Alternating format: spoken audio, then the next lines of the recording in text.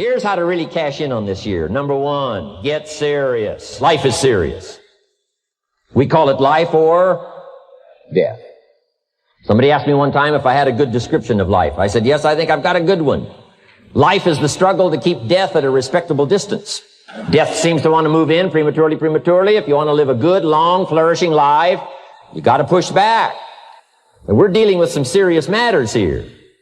So we can't just, tell the latest 10 jokes and just go home. We're not here to entertain. We're here to instruct. We're here to grow. We're here to learn. We're here to get the best we possibly can. Serious. Life is serious. The future's serious. One ancient novelist said, these are the best of times and these are the worst of times. And for some of those who came across this platform at the extravaganza, $1 million a year incomes, for them, it's the best of times. But I want you to know that while they're getting the diamonds and the millions, there are a lot of people around the world, for them, it is the worst of times. The best of times and the worst of times. That's called serious matter. How come such a difference from those who can reach such incredible heights and those who haven't yet found the answers for their life and their health and their future? We just have to ponder that and let that give us a note of seriousness. A note of seriousness. It's serious whether you win or lose. It's serious whether you succeed or fail. It's serious whether you've got a good future carved out for yourself or you do not have. These are serious matters. Matters of the heart are serious. Matters of income are serious. Matters of supporting your family, serious. Are you serious? Why? We got a serious matter here to discuss. We haven't come with the latest 10 stories. We've come with a serious matter. And I want you to take on that serious tone. You've got some serious products that answer a serious need out there in the marketplace.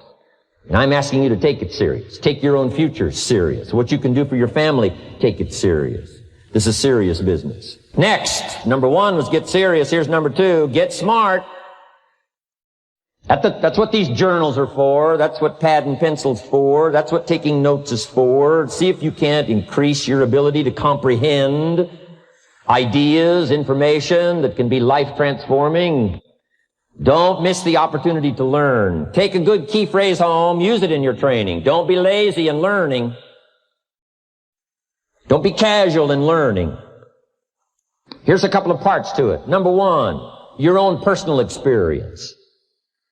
Right? If you've had a bad week, just sit down and ponder that for a while. Study it. See if you can't pick up some ideas from a poor week and then make a better week. Okay? Learn from your own experiences. One way to learn to do it right is do it wrong. I mean, that's one way to learn to do it right. Do it wrong. Now the key is don't let it take too long. If you've done it wrong for a year, we suggest that's long enough. You don't need another year just to prove a point. No, 1 year's enough. Learn from your own experience, right? So the call didn't go well, all the stuff. Guess what they did when they finished that call? They made another call. What else could we do to make it better? How could we possibly improve?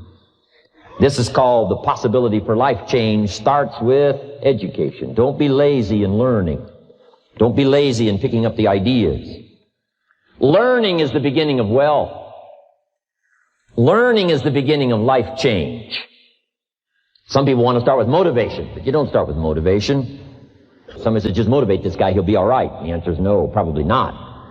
If a guy's an idiot, you motivate him, now you got a motivated idiot. So education, get smart. Don't miss the training class. You say, well, I've already been to one of those classes.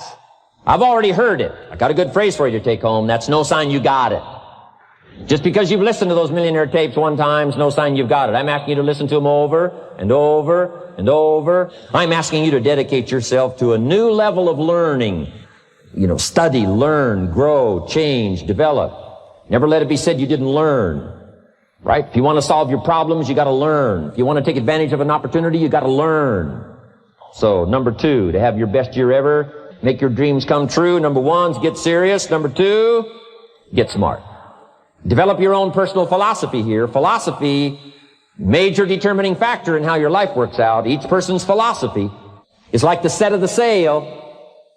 The same wind blows on us all. The difference in where we arrive at the end of the week, at the end of the month, at the end of the year is not the wind that blows, but what's going to make the major difference? Each person's personal philosophy that sets a better sail, sets a better sail. So don't ask for a more favorable wind. That's like wishing something that's not going to occur.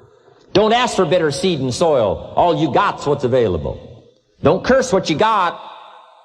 On this planet, all we got's the seed that's here, the soil that's here, the miracle of life that's here, the opportunity that's here, the seasons that are here. That's all we got. Wherever you've come from in your country, the economy you got, that's all you got. In America, our economy, that's all we got. The government, that's all we got. The marketplace, that's all we got. Whatever you do, don't criticize all you got. The key is to set a better sail and turn what you've got into the miracle of your future. Don't wish it was easier. Wish you were better. Don't wish for less problems. Wish for more skills. And that's the reason for coming here, spending a couple of days of intense effort, taking notes, rolling up your sleeves, going to work, commit yourself to learning so that you can get smarter for the days ahead. A philosophy that commits itself to having the finest no matter what it costs. That kind of philosophy. I'm asking you to develop your own personal philosophy. Get your business philosophy going. Get your financial plan going. Don't violate the conclusions of your own philosophy by not executing and taking action. But that's number 2, get smart. Here's number 3, get going. As smart as you might become after these 2 days, as many ideas as you take away from here, they're truly, as Larry mentioned, like seeds to be planted in the soil. You got to get going. You got to take action. The disciplines is the miracle process. And here's how to get the miracle of your future going as far as disciplines are concerned. Number 1, do what you can. You might go home and set a whole new pace for yourself, and we call it cleaning up neglect.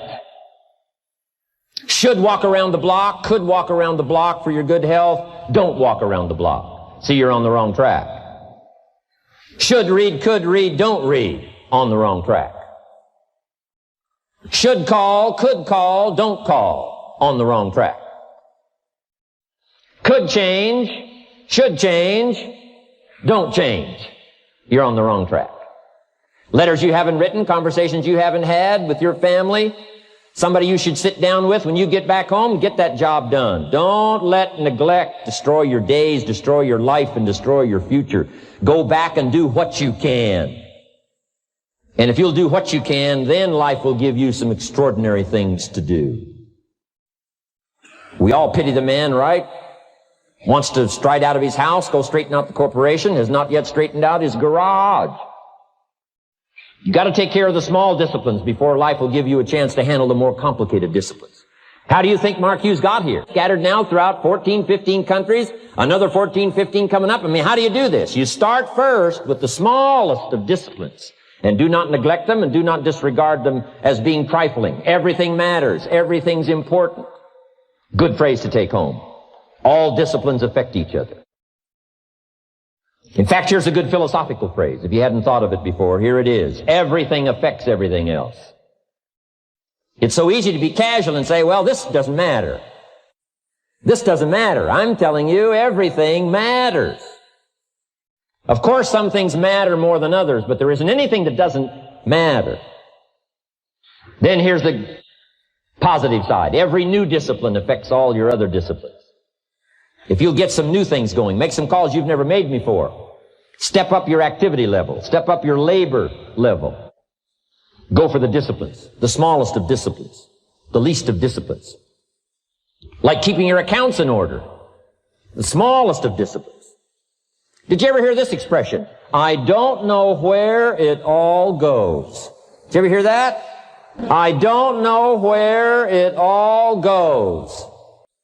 Wow. Oh, we'd love to have you run Herbalife. You don't know where it all goes. How long do you think we'd last here in Herbalife if that was your philosophy sitting at the top like Mark Hughes? Let me give you the story on Mark Hughes. Mark knows where everything goes. And he started back when he only had pennies. He started back when he only had dollars. He started back when he didn't have much. But here's the key. One of the greatest extraordinary phrases that's ever been written from antiquity says, if you'll be faithful, if you'll be disciplined when the amounts are small, we'll make you a ruler, give you a position of authority when the amounts are many. Somebody says, I've only got 2 or 3 distributors, I don't know where they are. Come on. If you've only got 2 or 3, you can know when they get up. You can know when they go to bed. You can know all the details. Take care of your disciplines when the amounts are small. And then life will see to it that you get some extraordinary numbers to work with, like you saw the stories displayed here. Do not disregard the smallest of disciplines. Let us not neglect. Do not neglect the smallest of disciplines. And build on that foundation, and you can have everything you could possibly want. Okay? Get going. Here's number 4. Get better. There isn't any of us that can't get better. So turn on this whole idea of personal development and personal growth. That was what my teacher shared with me that changed my life. I'm telling you, for things to get better, you got to get better. Don't ask for it to change out there. Ask for you to change here. Don't ask for a more favorable wind. We call that naive. Don't ask for better seed, better soil. This is the only planet you got. Just ask that you can get wiser and stronger and better and be able to take care of your own responsibilities. Get better. Learn how to handle the seasons better. Let's go through them. Number 1, learn how to handle the winters. There's all kinds of winters. The winter when you can't figure it out, the winter when it all goes wrong, the winters of your life. Social winters, political winters that we're going through around the world. Okay? Economic winters that a lot of people are experiencing these days. Personal winters when your heart is smashed in 1,000 pieces and the nights are unusually long. It is simply called winter time. But here's what you've got to do in your own personal development, your own personal growth, and that is just get better at handling the winters. You can't change the winter. You can't change the seasons, but you can change yourself. You say, well, what can I do about the upcoming winters of my life, the challenges that I know I'm going to face? Here's what you can do. You can get wiser and stronger and better. Just make a list of that trio of words. Wiser, stronger, and better. Go home smarter than you came. Go home with more ideas than you came with. Next, get stronger. You can develop the muscle. You can develop the courage muscle. You can develop the inspiration muscle. You can develop the dedication muscle. You can get stronger.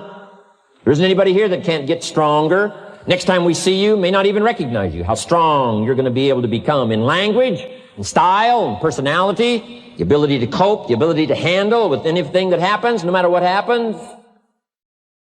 And the third one is get better. We can all get better. I've gotten better. First talk I gave, I stood up, my mind sat back down. But here's the secret to my success. I stood up and did it again. I stood up and I did it again. And I did it again and I did it again all those many years ago. I did it when I was scared, and I did it when I didn't want to, and I did it when I was ill. And I did it when it didn't work well, and I did it when they didn't appreciate it, and I didn't a lot of times when I didn't know much what I was doing. I just did it anyway. And now all these years later, I'm asked to walk on this stage with the greatest introduction I've ever had, greatest response and welcome I've ever had, the greatest opportunity I've ever had to touch this many lives with a mixture of words and heart and soul. I got better. I got better day by day and week by week and month by month, and I'm asking you to do the same thing until you can develop a long arm and a long reach, until you can develop influence that won't quit. Touch people next year you couldn't touch this year. Touch people now you couldn't touch before. Conduct a meeting now you couldn't conduct before. Heart and soul now mixed in there that wasn't there, missing before. I'm asking all of you to get better in spite of the winters, in spite of the downturn, the money downturn, the social downturn, the personal downturn, whatever it is. Just get stronger. Get better. The key is not to wish for a better winter. The key is to wish for more strength, more wisdom, more courage, get better, get wiser, get stronger. Here's number 2. Learn to take advantage of the spring. Spring means opportunity. But here's the clue. Spring is not a guarantee of a harvest. in the fall and the autumn harvest time. Here's what you must learn to do. Underline the two words if you're taking notes. Take advantage. Take advantage of the spring. Don't just be faked out by the spring because the nice weather has come and looks like everything is going to be a lot better. The winter's finally passed. The spring is here. I'm telling you, that's not going to do it for you. Just because the spring is here, it's not going to do it for you. You got to seize it with your own two hands and take advantage. Read the books. Study the tapes. Go back through your notes. Get ready to cash in on the spring. And now there's a sense of urgency here. Here's why. Spring doesn't last that long. To be able to say, I just got back, doesn't last that long. It's called the springtime of opportunity. Postpone a few things in the springtime. Get the job done. Set aside a few things in the springtime. Get the job done. Where I was raised, in Idaho farm country, what if you asked a farmer to go bowling in the spring? What would he probably say? He would say, you're insane. You can go bowling in the winter. When you can't plant the crop, you can't go bowling in the spring. You've only got a certain piece of time, and you got to get it done in that certain window of opportunity. And that's what we've got here, a window of opportunity. Let's take advantage of it. It's called take advantage of the spring. And there's also an urgency here. How many springs have you got in a lifetime? Not very many. Life is brief at the longest. There's an urgency here. Don't waste your springs. Don't just let them pass, hoping the time will pass. Take advantage. You've got a new organization going, seize the spring. You've got a new distributor going, seize the spring. You've got a new life situation going, seize the spring. Take advantage of it. Don't let it pass without giving it the best of your two hands and your attention. Number 3, first, learn how to handle the winter. Second, take advantage of the spring. Number 3, in the summer, learn to nourish and protect. We've got some major challenges now come summertime. One is to nourish our values. Take care of them, feed them. Don't let them go hungry. Don't let them go wanting in nourishment and care. And then here's something else we've got to do in the summer. Defend ourselves against the enemies. Summertime is a unique time. It's a time of opportunity. It's also a time of challenge. But what else is new? It's what life is called. The last 6,500 years reads like this. Opportunity mixed with difficulty. Opportunity mixed with challenge. We've got a chance to grow like never before, but I'm telling you, there's going to be many enemies that's going to try to prevent us. As soon as you plant the garden, the busy bugs and the noxious weeds are out to take it, and you've got to learn not only to nourish your values, you've got to learn to do battle with your enemies. Whatever threatens you, I'm asking you to threaten it back. Take care of your responsibility, but don't take anything off of anybody. Somebody wants to destroy your chances for a good future by their negative talk, negative thinking, putting it all down. I'm telling you, walk away if you have to. Walk away. Whatever threatens you, threaten it back. Whatever threatens your opportunity, threaten it back. Now, some of our enemies are on the outside, but here's the most important thing to understand. Some of our enemies are on the inside. Let me give you a quick list. Indifference. You got to do battle with your own indifference. Boy, it's easy to coast. Especially if you've accomplished something, extraordinary. Now, somebody says, I gotta relax. Here's the key. Not too long. The weeds will take all you plant if you rest too long. Don't rest too long. Indecision. You gotta make those decisions. The ones that don't turn out to be good gives you experience to make better decisions. Don't let much time go by without making some decisions. The ones that you can make quickly, make them quickly. The ones that take time, take your time. But get those decisions made. Don't let indecision be an enemy, rob you of the future, empty your bank account, leave you with zero in the purse. Don't let that happen. The next one is doubt. Sure, there's doubts on the outside. People doubt that America's going to make it. People doubt that Europe's going to make it. People doubt that Russia's going to make it, that Poland's going to make it, that Czechoslovakia is going to make it. They doubt the whole world is going to make it. But I'm asking you not to pick up all those doubts. I'm asking you to have some faith, have some courage, believe, drive your doubts into a small corner. Don't let them loose like a mad dog drive you into a small corner. Don't doubt the future. Don't doubt the possibilities. Don't doubt the extraordinary gifts that your distributors bring to your organization. Don't doubt that. And here's the most important one of all. Don't doubt yourself. If I've got miracle working power to change my life, so do you. If I've got the ability to change, so do you. If I've got the ability to read, so do you. If I can discover, so can you. If I can grow, you can grow. If I can develop, you can develop. If I can get an invitation like I got 6 years ago, help take something around the world, so can you. I'm asking you, don't sell yourself short. Here's the next one, worry. I'm asking you to drive worry into a small corner. You gotta worry some. All this negative stuff serves some purpose, but the key is for you to be the master, not the servant. If it's 2 o'clock in the morning and your daughter's not home yet, best you worry. In New York City, if you step off the curb and one of those yellow taxis is coming, best you worry. But here's what I'm asking you to do. You be the master of worry. Drive it into a small corner. Don't let it loose. And I'm asking you to go home with some new faith and some new courage. I'm asking you, don't worry. Drive it into a small corner. We've all got concerns, and sometimes we all wonder, and sometimes there's a little crack of doubt. We worry a little, but I'm telling you, drive it into a small corner. Drive your worries into a small corner. Enemies of the mind you got to do battle with in the summer. One is pessimism, that tries to get you only to see the negative side. Of course, there's the negative side. Life is part negative. What else is new? If the glass is half empty, it is half empty. You say, well, I've been only taught to see that it's half full. Well, sure, it's half full. But it's also half empty. I mean, can't you handle that? I mean, that's not too difficult. But here's what pessimism would try to get you to do. Believe that it's only half empty. And when pessimism comes to your mind, you've got to educate pessimism, because pessimism is stupid. Pessimism tries to get you to believe that it's only half empty. You got to say, pessimism, you've never been to school. Too dumb and stupid to know. Of course it's half empty, but it's not only half empty. It's also half full. I'm asking you to be in charge. Be in charge of your own mind. Be in charge of your own destiny. Do battle with your enemy in the summertime.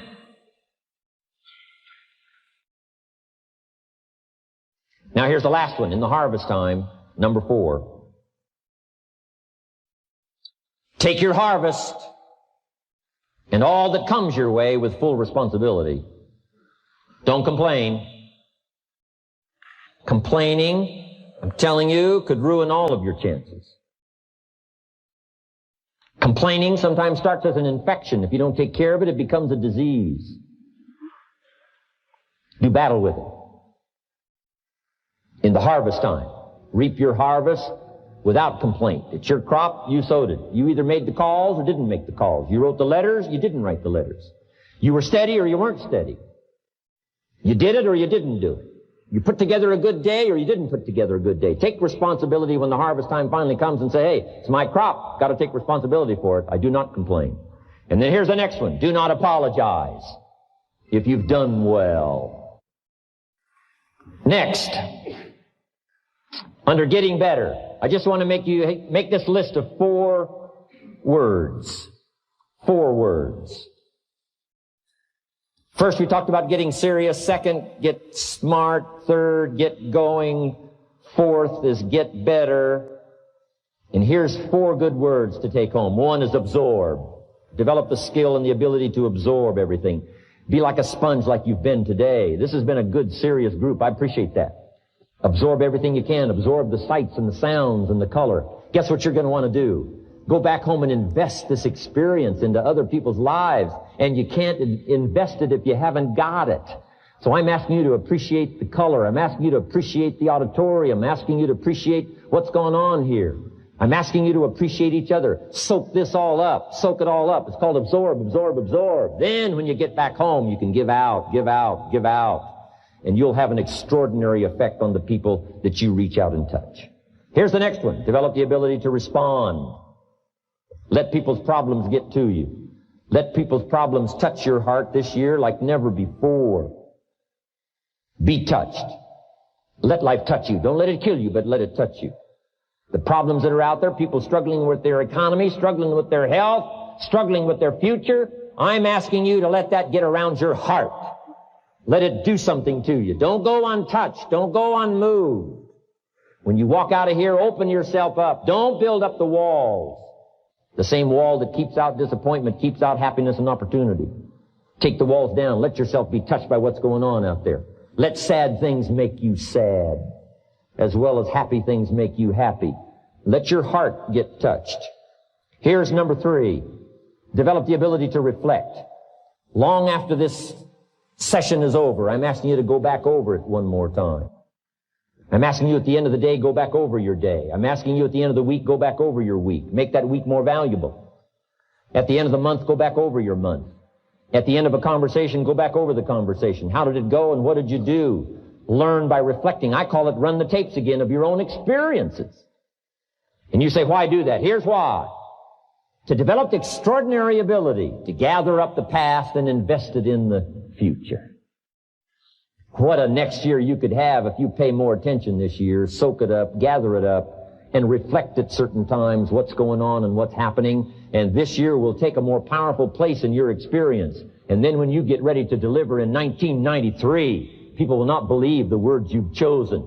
They will not believe the heart and soul that you've mixed with words. They won't believe the power you've got. A few simple things here under getting better. Then here's the last one, and that's to share. We've got this extraordinary opportunity now. Let us not keep it. Let us share it. Let us reach out with a long reach, a strong reach, an unprecedented reach. Let us reach out and touch people not just with our opportunity. Let's touch people with our lives. Let's touch people with our experiences. Let's touch people with their health, yes. With an opportunity, yes. But here's a commitment I'd like to have you make to me. Let's help people with their lives, not just their health. Let's help people with their lives, not just their income. Let it be said, if they were around us 1 week, 1 month, or a lifetime, that when they got around us, not only did we talk about money, not only did we talk about product, we talked about life. We talked about getting better. We talked about becoming all that you can become. We talked about picking up a challenge. We talked about not settling for less than you can possibly be. Let's do that. Now here's my last 2 parts to make this your best year ever. Get excited. And excitement is not just, excitement. Excitement that runs deep is the excitement that really lasts for a lifetime. Not surface excitement. I'll tell you what's really going to serve you well, and that's the excitement you feel inside that isn't even probably expressed on the outside. The excitement that runs deep. The excitement that stirs commitment. The excitement that stirs courage. Give me the chance and I will get the job done. That kind of excitement. And now here's my last word to you, and I'm finished for this day. But let me give you this last one. To make this your best year ever, get away. Get away, balance your life. Take care of your family. Take care of your responsibilities. Take care of your spirituality. Take care of good friendships. We've got to have some friends.